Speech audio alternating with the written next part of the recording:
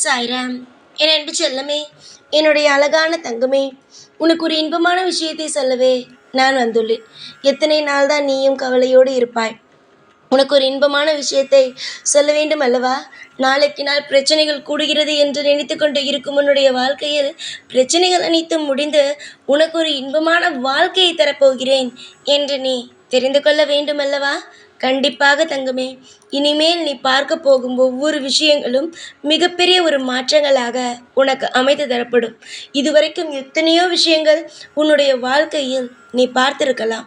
ஆனால் இதற்கு மேல் உன்னுடைய வாழ்க்கையில் நீ பார்க்க போகும் விஷயங்கள் அனைத்தும் உன்னையே பிரமிக்க வைக்கும் விஷயங்களாகத்தான் இருக்கும். பல நேரத்தில் பல போராட்டங்கள், எதிர்பார்க்காத சில விஷயங்கள், எப்படியாவது சில விஷயத்தை மாற்றலாம் என்று முயற்சி எடுப்பாய். ஆனால் அது எந்த விஷயமும் மாறாமல் உனக்கு மேலும் மேலும் கஷ்டத்தையே கொடுத்தது. ஆனால் நீ ஒரே ஒரு விஷயத்தை மட்டும் எப்பொழுதும் சொல்வாய், எனக்கு தெய்வம் துணை இருக்கிறது என்றால் இந்த பிரச்சனைகள் அனைத்தும் மாறும் என்று.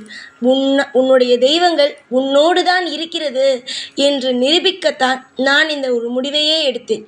நீ ஒரு இடத்தில் சபதம் விட்டாய், ஒரு கோவிலில் நின்று, நான் செய்வது எல்லாமே நல்லதுதான், நான் யாருக்கும் எந்த ஒரு துரோகமும் செய்யவில்லை, நான் எல்லோருக்கும் நல்லதுதான் செய்கிறேன், நான் பொறாமையும் படுவது கிடையாது, நான் இப்படி நல்லவளாக இருக்கிறேன் என்ற தெய்வம் நம்பினால் எனக்கு தெய்வம் நிச்சயமாக நல்லது செய்யும் என்று. இப்பொழுது நான் சமீபமாக ஒரு இடத்தில் ஒரு கோவிலில் இதை சொல்லிவிட்டு வந்தாய் தெய்வத்திடம். தங்கமே, உன்னுடைய அந்த பேச்சுக்கே அனைத்து தெய்வமும் இறங்கி வந்துவிட்டது.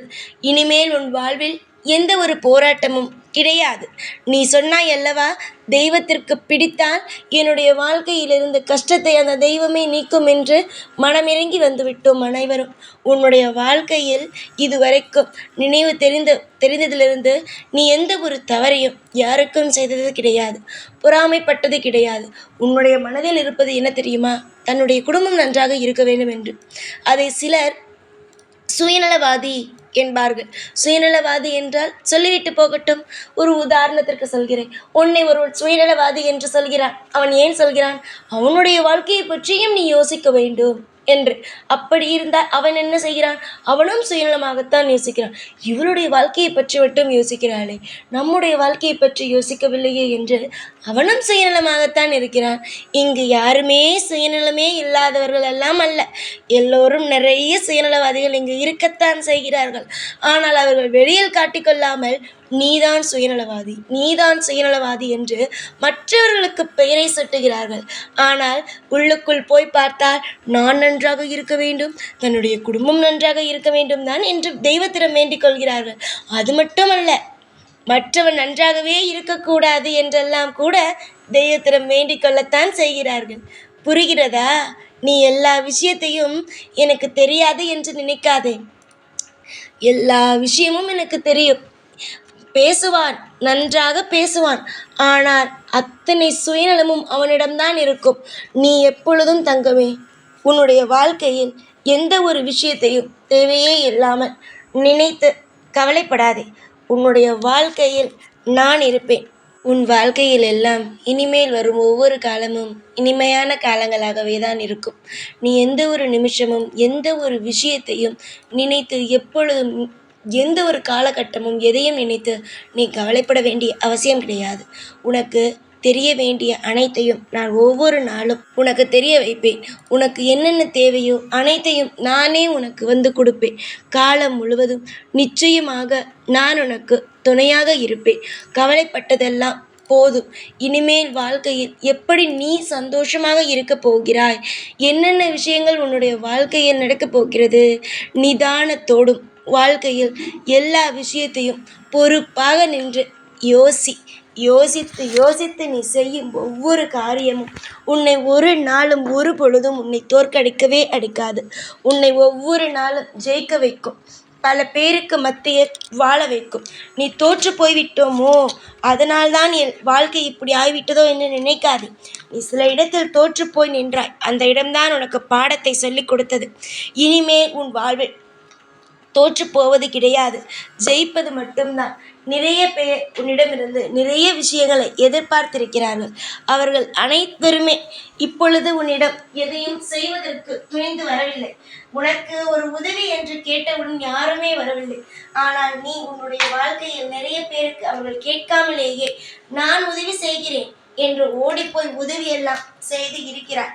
தங்கமே, செய்துவிட்டாய். உன்னுடைய வாழ்க்கையில் எல்லா விஷயமும் தேவையில்லாமல் நடந்து விட்டது. ஆனால் இனிமேல் உன்னுடைய வாழ்க்கையில் நித்தம் சந்தோஷம் மட்டும்தான் இருக்கும்.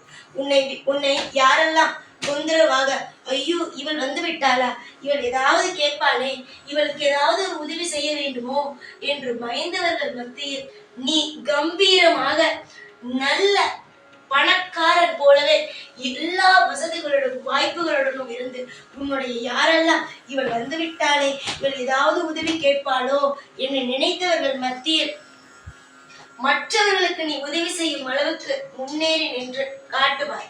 இது நான் உனக்கு செய்து தரும் ஒரு சத்தியம். உனக்கு வரமாக நான் தருகிறேன்.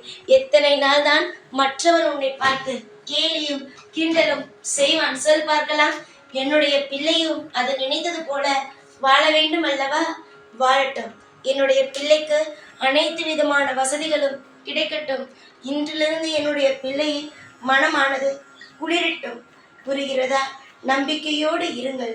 எதுவாக இருப்பினும் நான் இருப்பேன். உன்னுடைய வாழ்க்கையில் நான் உன்னை ஒவ்வொரு கட்டமும் இன்பமாகவே நடத்தி உன்னை ஒவ்வொரு கட்டமும் உனக்கு பிடித்தது போலவே வாழ வைப்பேன். நிறைய பேர் நிறைய விதமாக உன்னை காயப்படுத்தி விட்டார்கள். ஆனால் அதையெல்லாம் இனிமேல் நினைத்து நீ வருந்தக்கூடிய நாள் இனிமேல் கிடையாது. இனிமேல் உன்னுடைய வாழ்வில் வருத்தம் என்பது ஒரு பொழுதும் இல்லை. இனிமேல் உன் வாழ்வில் சந்தோஷம், சகல ஐஸ்வர்யங்கள் எல்லாமே தான் இருக்குமே தவிர வருத்தமா உனக்கா என்பதை தான் நீ யோசிக்க வேண்டும். அந்த அளவுக்கு வாழ்வில் நீ படிப்படியாக முன்னேற்ற பாதையை அடைவார். தேடி தேடி எந்த ஒரு விஷயத்தையும் ஓடாதே. இனிமேலாவது வாழ்க்கையில் ஜெயிப்பதற்கு வழி என்னவோ அதை தேடு. நான் உனக்கு அதிகமான யோசனைகளை தருகிறேன். இனிமேல் தான் என்னுடைய பிள்ளையுடைய ஆட்டம் ஆரம்பிக்க போகிறது. எத்தனை நாள் தான் மற்றவன் ஆடிக்கொண்டு இருப்பான், என்னுடைய பிள்ளையானது அவனை வேடிக்கை பார்த்து கொண்டு இருக்கும். இனிமேல் பார், உன் வாழ்வில் நீ எந்த அளவுக்கு ஜெயித்து மற்றவர்களை விட, உன்னுடைய உறவுகளை விட நீ எந்த அளவுக்கு உன்னுடைய வாழ்க்கையில் முன்னேறுகிறாய் என்பதை பொறுத்திருந்து வேடிக்கை பார். நல்லது நடக்கட்டும். சகல ஐஸ்வர்யங்களும் கிடைக்கட்டும். காலம் முழுவதும் எதை நீ தேடிக்கொண்டு இருக்கிறாயோ அது உனக்கு கிடைக்கட்டும். சந்தோஷமாக இரு. சகல சௌபாக்கியங்களையும் உனக்கு தருகிறேன். எப்பொழுதும் உன் கூடவே தான் இருப்பேன். இந்த சாய்நான். ஓம் சாய்ராம்.